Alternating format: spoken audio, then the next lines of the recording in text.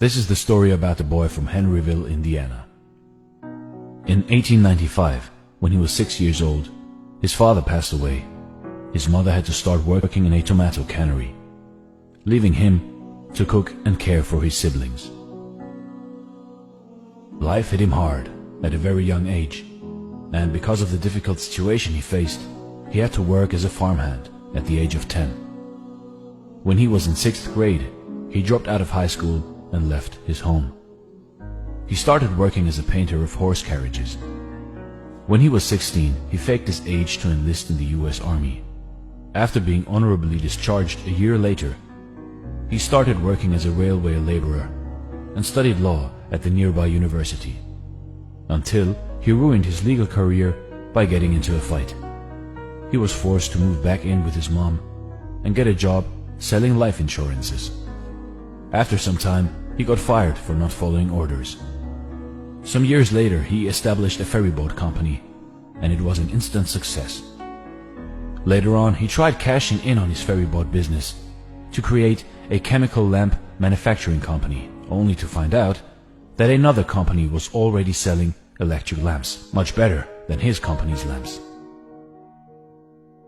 All this hardship in life, but this guy wouldn't give up. He moved to work as a salesman for a tire company.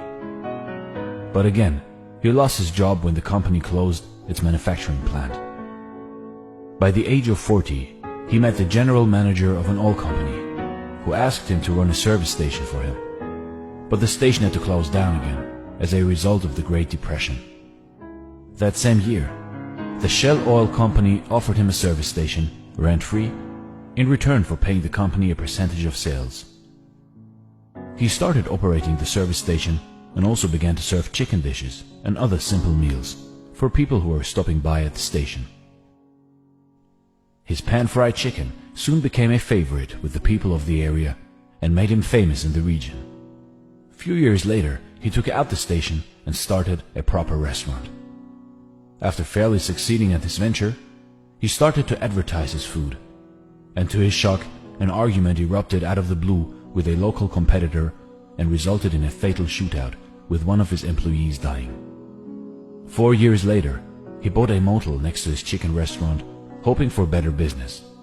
But it caught fire and burned down to the ground together with his restaurant. Yet this ambitious man rebuilt and ran a new motel with a 140-seat restaurant until World War II forced him to close it down again. When war had ended, he tried selling his recipes to other restaurants. His recipe was rejected 1,009 times, when finally, in 1952, he sold his secret recipe, Kentucky Fried Chicken, for the first time to the operator of one of the city's largest restaurants. It quickly became a hit, and as a result, several other restaurant owners franchised the concept and paid him 4 cents per chicken. However, good times didn't last very long.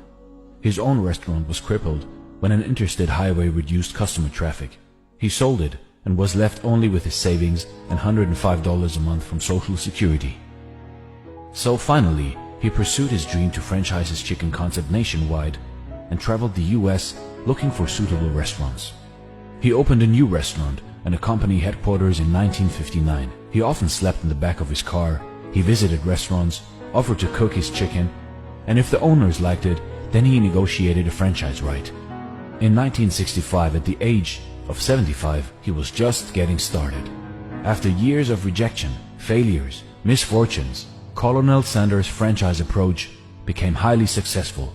KFC was one of the first fast food chains to expand globally, opening outlets in Canada, UK, Mexico, and Jamaica by the mid-1960s. The Colonel remained the company's symbol after selling it. He traveled over 400,000 kilometers a year, visiting KFC restaurants and delighting customers around the world. At the age of 90, Colonel Sanders passed away. At that time, there were around 6,000 KFC locations in 48 different countries. In 2018, there were 22,621 KFC restaurants worldwide. If you are overwhelmed by rejection or discouraged by setbacks, Remember the story of Colonel Sanders, a 6th grade dropout, fired from multiple jobs, ruined his legal career, set back by the Great Depression, fire, and World War II. And yet, he became the world's most famous cook after reaching retirement age. Colonel Sanders, the creator of one of the largest fast food chains in the world, was many things. But above all, he was a great success story.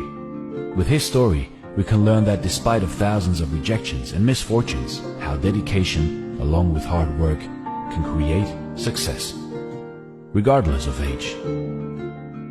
Thanks for watching, and stay blessed.